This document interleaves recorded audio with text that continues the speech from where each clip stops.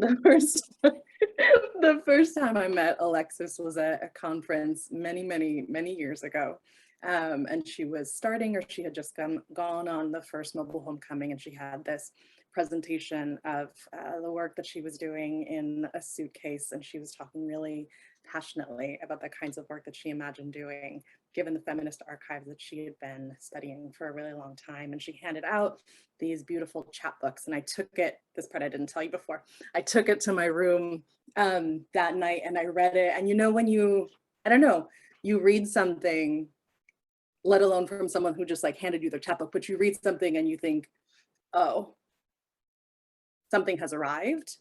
That's how I felt that night. I felt like, oh, something has arrived, and I don't know what it is. I don't know how it's going to make itself in the world, but this is very clearly important. And I remember that night very vividly because I was like alone in my hotel room with this chapbook, just being with it. So seeing all of the things that have happened since then, all of the work that you've given us since then, like, makes me so happy and thankful. And similarly, when I met Tala, it was that kind of sense of, oh, someone has arrived.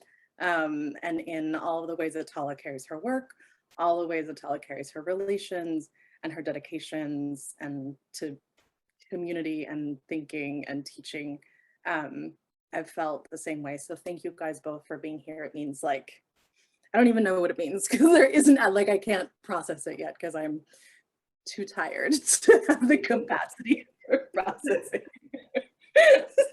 So on this tired evening, thank you for being here. And I don't know, I feel like we could talk about 8 million different things, but maybe just as a way of starting, we might talk about writing and the work of writing and the different ways of stewarding writing from less than an idea to something like a book or an essay. And one thing, so in the, Alexis, I know you said you wanted to talk about my next book, but I'm like at the last parts of revising, so it's still, the wound is a little fresh. I got you. But what I can say is that in the first chapter, and the whole book is like, what if I took Toni Morrison into the archives of the legal history of photography? What would that tell us about how racial capitalism works if actually Toni Morrison is the one who's trying to look and see how photographs are being made into property? And so that's the next book. And like I said, because one of the things that the first chapter is really thinking about is, what does it mean to have an aesthetic of whiteness where the point is to not show your work, to not show the work that's present, and that's actually, says Monica in chapter 1, that's actually part of the work of whiteness, is to make work disappear. And so one of the things that was really important to me in Magical Habits is to write something, all of my either annoying or charming temporal markers at the end of the essays is precisely to not make the work disappear, is to show it can take years to have an idea that is even an idea. It can take years to find a sentence that's the right sentence. And how do you register that? Are there ways of writing that aren't about making work disappear, as though work is something to be afraid of, ashamed of, that makes it not art, right? The part of art that makes work something that isn't art. So I thought maybe that would be a place to start. Is that something you guys have thought about?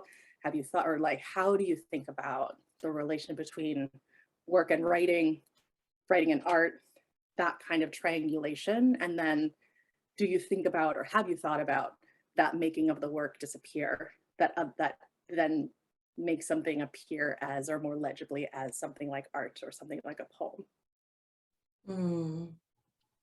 Oh, that's so fascinating. Well, first, Love Fest, first of all, first things first, because, you know, if the internet cuts off, they could figure that out. But I don't know if you remember this, Monica, but I'm really excited to be here with you at this moment. And there's an evangelist that drives by with a megaphone. They're driving by now.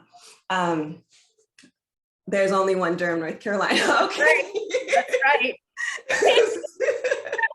So we were at Barnard because we were Mellon Fellows, or we were Mellon Fellows, but we had graduated or were in the process of graduating, and we were mentoring undergraduates who were Mellon Fellows at Barnard College. And while we were there, you like got the email that said that your dissertation was like finally accepted fully. And it was so interesting because I think you were just like using the computer in the room that we were all in, but then you were like, it was the most beautiful thing because you were like, and you could see like the years of work, you know, that you had put into that, and the relief that it was like, you know, obviously you returned to the ideas, but that, you know, it was, you could close that part of the relation to graduate school. And I just felt like, I was like, this is so special to be here. This is like, you know, the thing that has me be a doula, like, yes. So I was just like, oh, it's so great to be able to celebrate that. But also just something that I love about you is, yes, right, there's the like, I love how in this book you're like, this is when I first wrote it, this is when I revised it, this is where I was when all of that happened. And of course, you know, returning to your undergrad thesis and returning to yourself through the work of this book, and of course writing about work itself and work in your family. And part of what I love about you is that there's, for me, and maybe it's because I had this experience with you, there's something very celebratory about that, you know, about like, in this moment, whatever moments of joy that we have, it's so joyful because we worked for this, like we went through this. We did not take for granted that any of this was gonna happen, right? And so I think that that's so beautiful, and I wanted to just re-presence that moment because it's just one of my favorite moments of being, certainly one of my most favorite moments in any academic story that has anything to do with academia. And it's just a huge part of the way that I think about you, you know? So like when I get an email from you, it's like still in the vibration of whatever squeals. I think it might've been me squealing. I don't know if you squealed. I was just like, yeah, you know, like it was fully contagious, wonderful experience. And I'm having it still, and I'm having it now, and I'm grateful for it, and really, really happy to be here with you. Thank you. Thank you for sharing that. That like a friend had to deliver the letter. So there was like a multi-tiered, there was a multi-tiered reason why that was like, oh my God. Because it was, you know, I was a grad student at Cal and I was in Brooklyn, so I wasn't the one. Yes. Exactly. Yes. It was a collective victory. It was a collective victory. Thank you for reminding me of that. That's amazing. That's amazing. Tala, do you have any thoughts about work? Oh gosh. So I want to second the Love Fest because I haven't seen either of you IRL in a really long time. We've texted, we've Instagrammed and emailed, but we haven't actually gotten to see each other. So this is a real special moment for me. I don't know if this is a thought about work, but you said the word disappeared. And that made me think of what like the function of personal writing in my life has been, at least for the last couple of years, which is maybe related to like working in or like writing in this moment. But for me, in the last couple of years, especially, personal writing has been a way to hold loss, especially the loss of someone who's passed away. In my case, it's helped me hold the loss of my father, who passed away in 2017. Or personal writing has been a way for me to hold the loss of someone who's disappeared from history as a result of systemic violence. And again, in my own life, that's my maternal great-grandmother, which Lex, you know a lot about. We've talked about her before. So it's kind of like, since I can't recover these losses, there's never any kind of resolution in my writing. There's never any kind of certainty in my writing.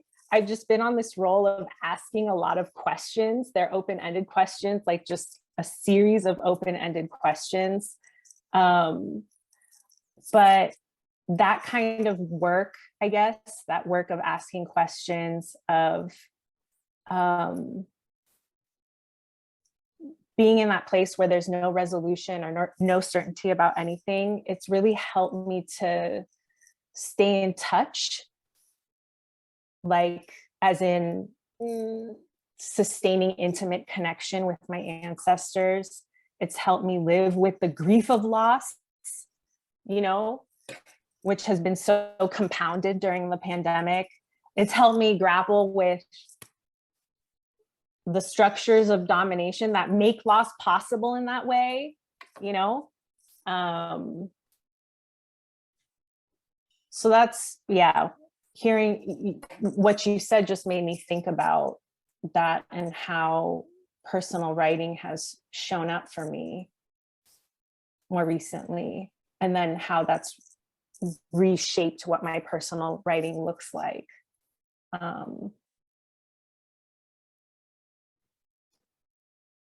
Is that similar? I mean, have either of you had a similar experience? Definitely. I mean, the phrase that sort of stayed and resounded in my chest was the loss was irrecoverable, or there's no recovering from the loss, which I like for, I don't like it, but I resonate with for two reasons. One, because there isn't a recovery in the sense of getting better or getting fully healed, but also there isn't a recovery. There isn't something to recover. And I think that the part, I mean, I haven't done any, maybe I did.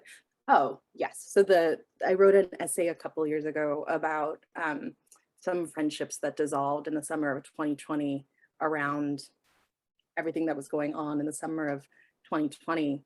And that essay was that essay was like, how do I understand that the thing that I have always identified with being best at, which is friendship, that's the kind of relationship I feel like I've excelled at, but how do I understand the loss of friendships when I think that that's actually the relation that I'm best at, but I also don't know that there's a recovery from the conflicts and divergences and outgrowing each other that came to light. So the essay that I wrote in response to that was entirely about, I don't think this is going to be a recovery, but maybe this can be writing. Maybe this can be question asking. Maybe this can be me at least trying to navigate what I don't think time will help me understand, which I think is a sort of a lot of the writing that resonates with me. I don't know with you guys, but a lot of the writing that resonates with me is oriented towards the things that aren't gonna close. So we're writing as an answer. Yeah, that definitely resonates with me too. I think that, I mean, putting it in the context of what you said about not making the work disappear, it's definitely my experience of my personal writing. Well, my writing, I don't know which of my writing is personal, because there's not a sense that I have, or a pretense that I'm trying to offer, that once I write about this, my work around it then will be over, right? At the end of the process of writing about that, which is interesting. There's an interesting question in the chat around readers and what about readers. So the work that I write is, it's all part of an ongoing process. These ancestral questions that I am asking, and I'm not going to get like a cut and dry answer to because of everything, because of the huge forms of violence, because of the Middle Passage, because of the disappearing of disabled ancestors, all of these things that mean that I'm not going to get something that's like, oh great, well now I know, now I can tell you, dear reader. It's not, that's not going to happen. But what I do in my own process with my writing find is that years later, on that still ongoing basis, the work is still useful to me as I continue to do the work, right? It's supporting me in ways that I'm like, oh, well, I didn't even see that when I wrote it, but now I'm in a place where it's like, it's there waiting for me. And I mean, I see some of that work with time and work with past and future selves, definitely in your work, Monica, and absolutely in your work and your practice, Tala. And I think that the generosity of that, even though I do think that in a literary marketplace, sometimes readers are trained to be like, well, why am I reading your book if you didn't figure it out? Like, what? I could not figure it out all by myself, right? But I am thinking, I mean, this, and you invite us as a we in your book, Monica. I'm thinking that I'm not the only person who's on a journey of asking questions that will never be fully answered. I'm not the only person who's reaching across species and across generations and across partitions and across silenced histories. I know that that's actually the majority of the people in the world. So if I create something that could be useful as I continue to do that work, it's possible. It's not 100% up to me, but it's possible that it would be useful to other people who are also on that journey. But it would be very frustrating for people who are actively trying to avoid that work. So that it will not be helpful for someone who is wishing to read something that allows them to feel separate and not have any questions. But I don't know if people really turn to books for that when there's TikTok. So. Or whatever. No offense to TikTok, because some of that stuff I have way more questions than answers when I'm, but just to say that I don't think that I overestimate readers. I think that I'm right about the yearning and the challenge and the brilliance and the interested in being in it togetherness of this category called readers. But I might just be projecting myself onto all readers. I don't think you are, but that, like, it resonates, and it also reminds me when I was having this personal limits conversation with Danelle Padilla-Peralta in December. He called attention to the fact that my first acknowledgement in Magical Habits is to the reader, a reader, whoever, and I'm ending my acknowledgements in the Unintended to whoever's holding the book in their hands. And he was like, what's up? What are you doing? And then what is important to you about having that sense that someone who you don't know might read it, right? Like someone besides my mom might be interested in reading this book, and it matters, even if I don't know why or for what, or whether they'll like it or they'll hate it or they'll find something or they'll just think that was a lot of language, you know, but not a lot of other. It actually really, I don't know, something about that really matters to me as well. It's like, on the one hand, it makes the process less lonely. If I thought that I was really writing by myself, for me, I also don't know that I would do it. So the needing of a stranger or a fellow traveler that I haven't met, I won't meet, but who might have a question that I had, has mattered a lot to me as well. So that really resonates. This is making the direction that our conversation is going is making me think of helping me think more deeply about stories, that personal stories, especially that are unresolved or uncertain. I've been participating in some creative writing programs since like 2020. And I noticed this consistent message around what the power of personal writing and creative writing more generally is for marginalized writers. And I noticed that the message is something about how, like, for marginalized writers, the power of creative writing and personal writing especially lies in the fact that we can use our imagination to write an alternate ending to what actually happened IRL, and heal the ways in which what happened IRL is perpetuated, like through intergenerational trauma in our present. And I feel, I mean, I really resonate with that. I believe in it. And at the same time,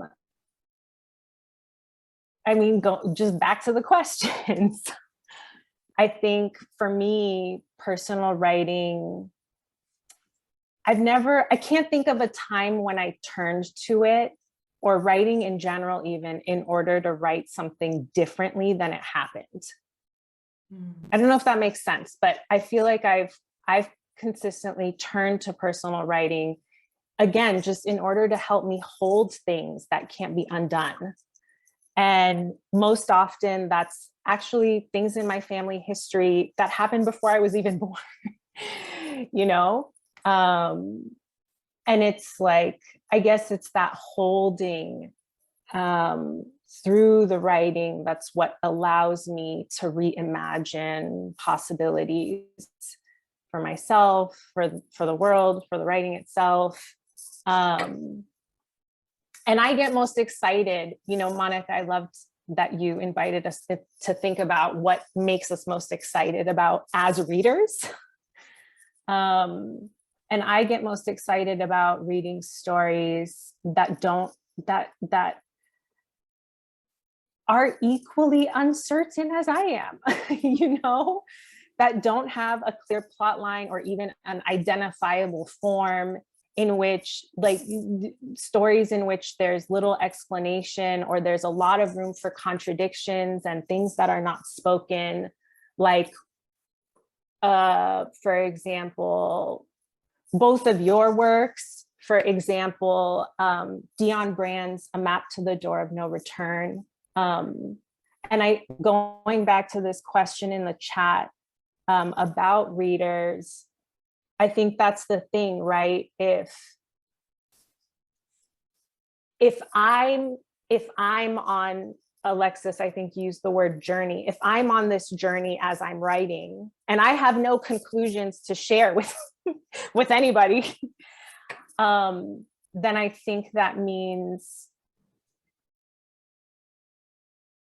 what I write might not make sense.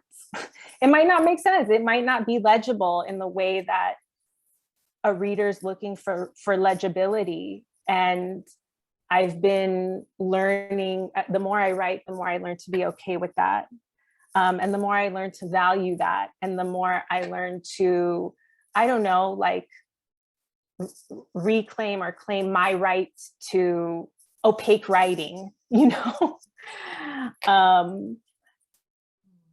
because there's something in that that's happening, and that invites something to happen between me and someone else, even though we're not together in real time, versus me saying, yeah, I have all the answers to all my big questions, and here it is, you know. I don't think I'll ever, is that even possible? I don't think I'll ever have the answers to any of my big questions, you know. I think it's really possible that when you're both talking about potentially your journeys, potentially and likely your journeys resonating with people, I was thinking about the writer, poet Hanif Abdurraqib in his, what's the big, he's won a ton of prizes, but he just won one where he did like a little interview. Anyways, I was watching the little interview and he was saying something about like, if he can get the closer and closer that he can get to trying to articulate what it is that something feels like about the interest or the love or the passion or the curiosity about whatever, you know, he writes about dance and performance and basketball, among other things, then maybe it could be close to how it might feel for someone. And then I love what he says after that, which is, then maybe we can play. And that was just like, yes, like, yes. That like, because it, to Alexis's memory of me being excited about my dissertation being over, like that, right? That like everyone who writes / everyone is on, can be on different kinds of that digging, swimming, flying, dancing, whatever their modality, right? Of trying to deal with whatever their questions are. And the closer and closer the people can get, if you hear echoes of your own swimming, dancing, singing, digging somewhere, that's when you can play with someone, right? That's when you can build something else. That's when you might find a connection. And that, like, I don't know, I loved that idea that at the end of work, there might not be an answer, but maybe there's a playmate. Yeah, and you know, and during, hopefully, I think that's And during that makes it possible. I mean, I'm thinking about once upon a time, Tala and Alexis were in a kayak and beautifully in the Salish Sea, and Tala was in the back, so Tala was doing more of the work and also totally steering the boat. And do you remember this moment? There was a time, so we went on a camping, kayaking trip. I had never ocean kayaked in life, but it was the incredible Amita Swadin had said, like, we're gonna do this and we're gonna kayak, and the harbor porpoises and the harbor seals are gonna be there. And I was like, I'm gonna be there. And I was so excited to tell her when you were gonna be there, because I was like, yes. But there was this particular day where we were somehow like against the current, and we were trying to get to this other island. And and I trust you with my life, which is why you in the back of the boat, because you're steering the boat. Like, you literally are the person who you are such a guide for me. And it was just made very material in that situation. But we're just like paddling, and it was like, we are not making any progress because the ocean is going this way and we are just still in the same place. And and like my arm muscles are hurting, and I was like, in this moment, I do not know that we're gonna ever reach this island. Like, we might just have to like put our paddles up and be like, ocean, where are you gonna take us? Like, like, I don't know. It was a experience of surrender for me. And one of the things that I'm present to it in this moment, because it's like, well, one of the reasons why it wasn't like an experience of despair for me was I was not alone. I mean, we were not alone. There was a bigger group of us, but also I was with you. And so that helps, you know, and also it's something that has so stayed with me because it's like, you know, sometimes you just have to continue to paddle. Like, just continue to paddle. Understand I'm in the right boat. I'm with I'm with an actual sailor and, you know, just incredibly in tune, triple Virgo being who is not gonna allow anything bad to happen. And I am like physically feeling like these are muscles that don't know anything about this. Like, what are you doing? Why are you kayaking in the ocean? You definitely didn't train to kayak in the ocean from sitting at your laptop typing for the past decades, Alexis. But that is sometimes how I feel in practice, especially in the part of writing something where I don't know what this is. I don't even know why I'm necessarily doing it, because in my relationship to my writing, I mean, I hear what you said, Monica, about like, if there's no reader, you know, like sometimes understanding the reader is there can be very motivating. But actually, I don't know. I mean, there's so many things that I write that I am not planning to share with any readers. And sometimes I don't know, like, which are the things that, like, what even is this about? What kind of ceremony is this? And is this getting me to some other shore, or is this just like, who knows? And I think that there is, I mean, accompaniment is so important when we are faced with using muscles that we have not used before, which to me is part of the whole point. You know, I mean, which I guess is another reason for saying, like, it's not writing is not a thing that I do to communicate what I already know. Writing is a practice that changes me physically, metaphysically, my relationship to what it is to be and to exist in relation. And that's what makes it a faith practice. That's what makes it a practice at all, because it's something that I believe in the doing of it enough to do it every day. And, you know, like Gloria Anzaldúa teaches us, I don't know where it's going to take me. I am like this pen, you know, like, or this keyboard, or, you know, however people write. It is, I know I'm not going to be the same. I'm not even, I mean, if we're being honest about it, I'm going to know progressively less. You know, at the end of all of this, the things I think I know right now are not going to survive this next month of me writing every day. They're not. So, yeah, I think that there's such a generosity in the fact that we can understand that we're in that together, and that we're not the first people to not recognize themselves anymore. And we're not the first people to be sore in areas that we didn't know we were going to need to use. You know, I think that, I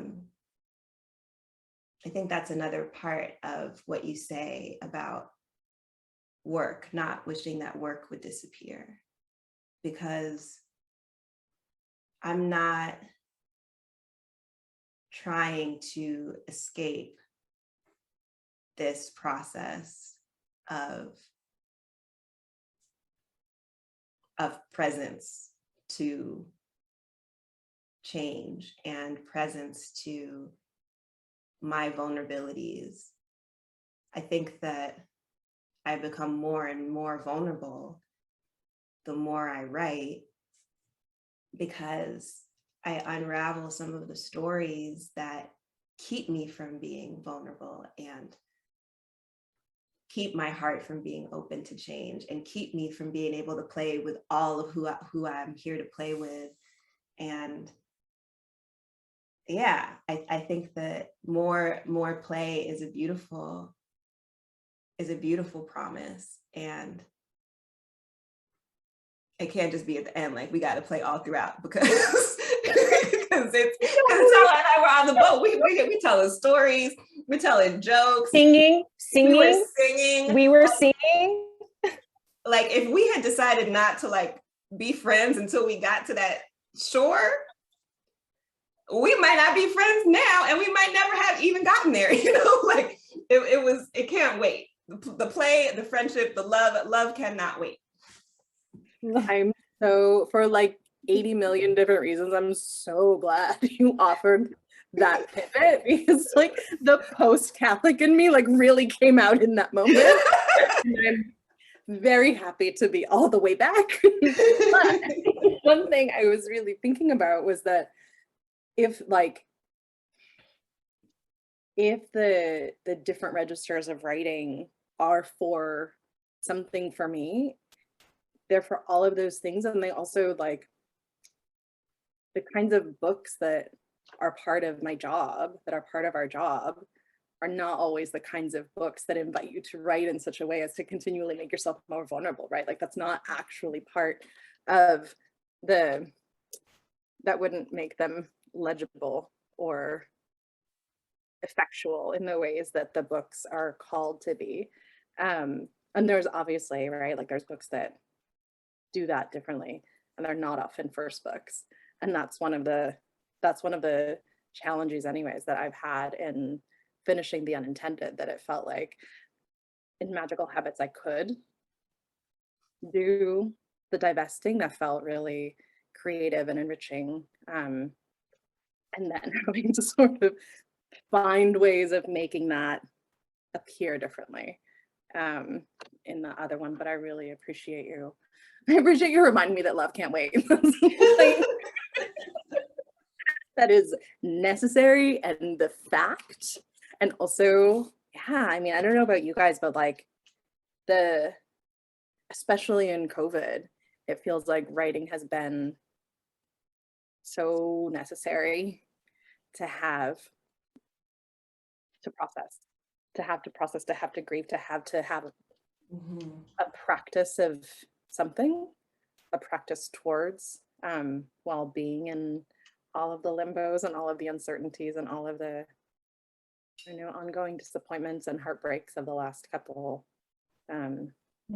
years. So that really hit home when you were talking. Same, especially since both of you have been people in my life who've accompanied me through difficult times and difficult experiences. And so, Alexis, when you talk about accompaniment, and I look at both of you, I remember, in an embodied way, how we accompanied each other and you accompanied me. And then the word surrender, there's this line in Magical Habits that really stuck with me about surrender and about cultivating habits that help us to surrender to one another, but also make us safe for others to surrender to. And I think so much, for me at least,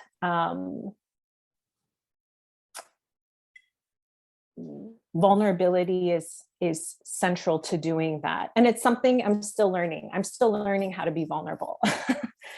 It's a practice, it's a process.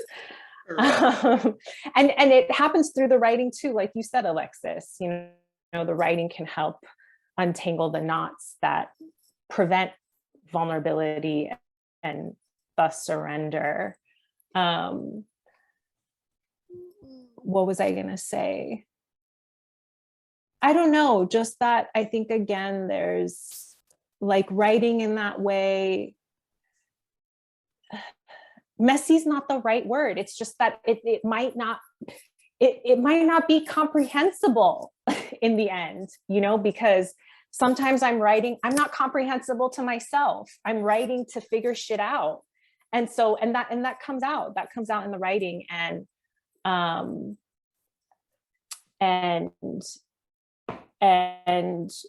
I turn towards so many different things to help me do that along the way. Not just writing itself. I just keep thinking, I'm not sure if I'm articulating this well, but I'm reading this amazing novel. It's called The 30 Names of Night. And I think I just read this line this morning in the novel that I feel like really summarizes, I guess, what I'm trying to convey, maybe, or what I'm really feeling present to in this moment in my life, where it's this beautiful moment when the main character says, I'm painting myself as the bird that to the world outside this room does not exist. And I just love that. I love that. And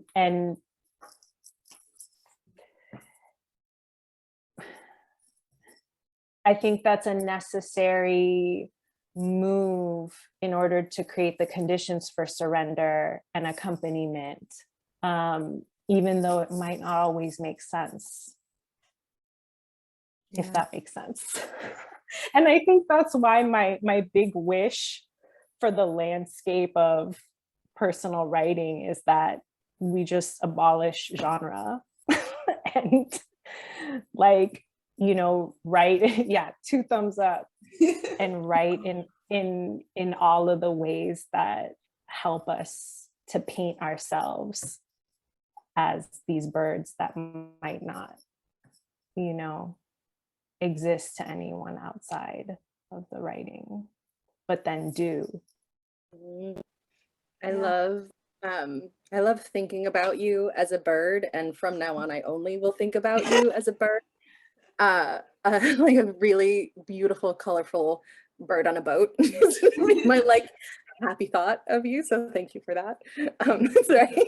Riding the waves. That's right. But I mean, no, that like allowing yourself to be incomprehensible or accepting the incomprehensibility. That what would it mean to be like I don't know what it would mean to be comprehensible, like entirely I don't know what that, I genuinely don't know what that would mean, because I don't think it's just because I'm oriented toward learning. I just think it's like an anti-growth. Yeah, it's like an anti-growth, anti-connection sense that the goal is to be comprehensible entirely to yourself or to others, right? Like there has to be give, and I don't know, yeah, like I would find it really hard to imagine where the give would come from if not from openings or irresolutions. So that makes a ton of sense to me. I mean, I think that's part of, okay, you talked about making the work invisible. And I think a lot of my work, like my challenge and struggle, has been really trying to make the vulnerability invisible. Like and I think that, I mean, I said, you know, I'm becoming more vulnerable, but I mean, the reality is I am vulnerable. I mean, one of the things, I mean, I'm vulnerable because like I'm mortal, somebody can come kill me, but you know, like there's the, I'm in what subject position I'm in this particular society. I'm living in a time of capitalism where life is not valued. So I'm vulnerable, you know, it's not like I have to work to be vulnerable. And And there's something about, I mean, you talk about comprehensive review in your book, Monica. And I think about like what it is to be comprehensible, but what it is to be available to comprehensive review from other people. You know, I think that that's part of what makes it a very vulnerable thing to share something that you have written, period. Even if it is a traditional academic monograph. In fact, that might be more vulnerable if you know how people read traditional academic monographs, you know, like because understanding academia being very extractive, and that, you know, people are ostensibly learning to be critical thinkers by like taking apart every monograph that they read at a certain part of their lives, or maybe for their whole lives, depending on what they want to do with their lives. But it's very vulnerable, and I think that can be part of what makes it difficult to be like push send, or, you know, here it is, because it is never finished. It is always arbitrary what the point is at which you share something. Something is shareable enough in form that it can become portable in that way. But that is a moment of encounter and of review and of the pressure to be comprehensive. You know, I think about, I'm writing a biography of Audre Lorde. I'm never finished thinking about Audre Lorde. No book can hold everything I have to say about Audre Lorde. We could start right now and just sit here and talk until we fall over and cease to exist in this life. I will have more to say about Audre Lorde. You know, that's the situation. And I think about that. I think about the fact that there's no way that this long biography of Audre Lorde, it's still not comprehensive. It will never be comprehensive. And there'll always be something that somebody else might be like, well, I mean, I do it, you know, people write things and I'm like, oh, I wish I had talked about this though, because that's my favorite thing about that person. And it's like, well, I might have to write about that thing about that person, you know, and it's the part of the vulnerability is I'm revealing the choices that I made, and I'm revealing my own acceptance of those choices. Because I said I can stop writing this in this form of the biography right now. I said, this is enough to do a certain thing. But am I right? Well, you know, I think that there is something very vulnerable about that. And so I love what you said, Tala, about like, we don't necessarily need these genres to limit us. And I think the other thing that I feel you really modeling with the way you're bringing this work into the world, Monica, is that we also need community, and not to feel like we're doing this alone, and to have other people to say, you know what, I too accept your choices. I too say, yes, it was enough. It was enough to make something happen, which is we can play, which is I can learn something new, which is we can surrender to each other in a different way. So I'm really, really grateful that you're modeling that for us. I'm grateful that you both are here. And I'm also grateful that as we've chatted, we've answered some of the questions in the chat, because we're almost at time. But if anybody wants to throw a last question up in the chat, we will look at it.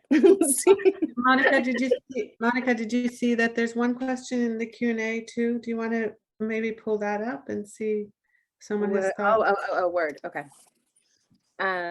So this question, I will read it and then we'll see, is from Victoria, saying, I'm thinking about whiteness, which first came out as white mess, which and making work disappear, and then the category of personal writing. Do you all think about your capacious creations as personal writing?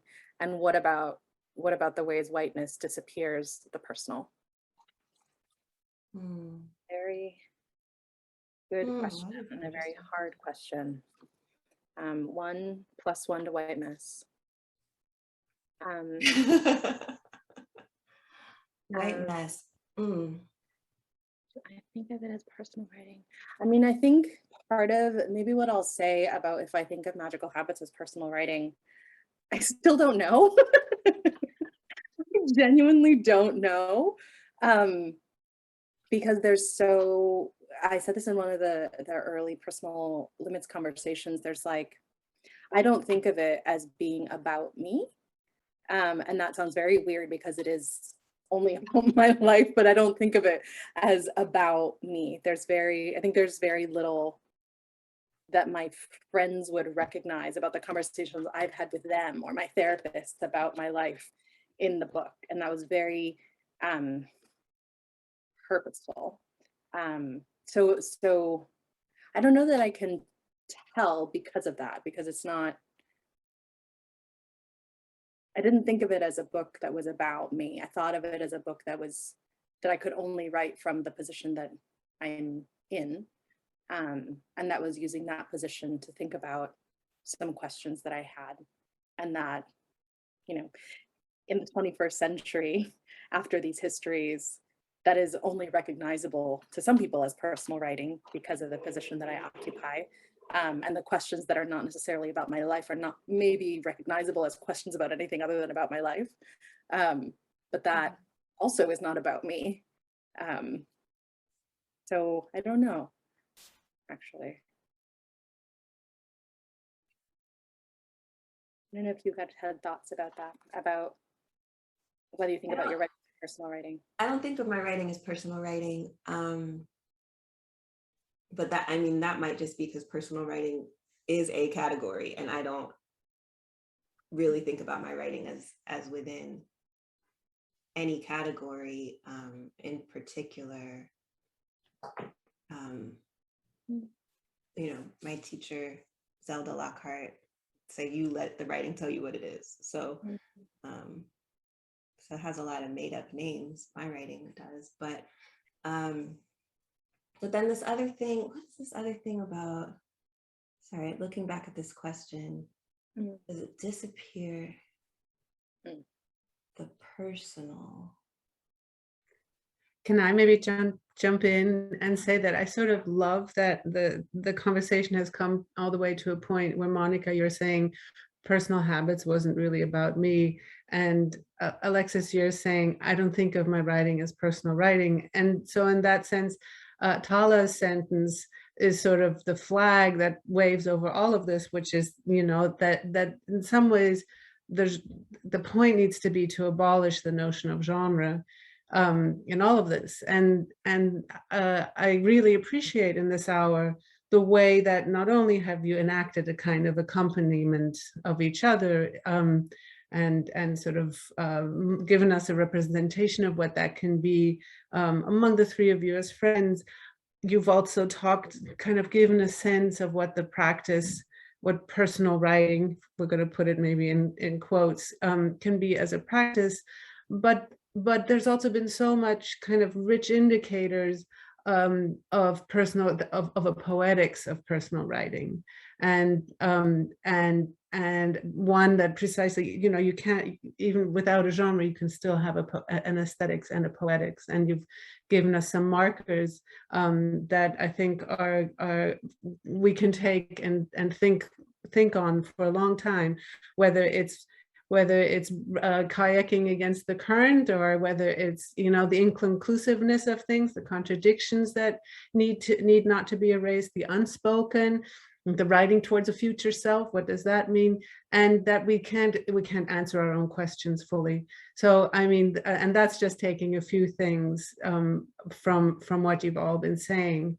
So this is sort of my way of thanking you for this hour that we've had, and I hope that everyone that's joined us is also going to be mulling all of this, and bringing more questions to more of our conversations in the series with Monica and some future guests in March and April. So this has been special.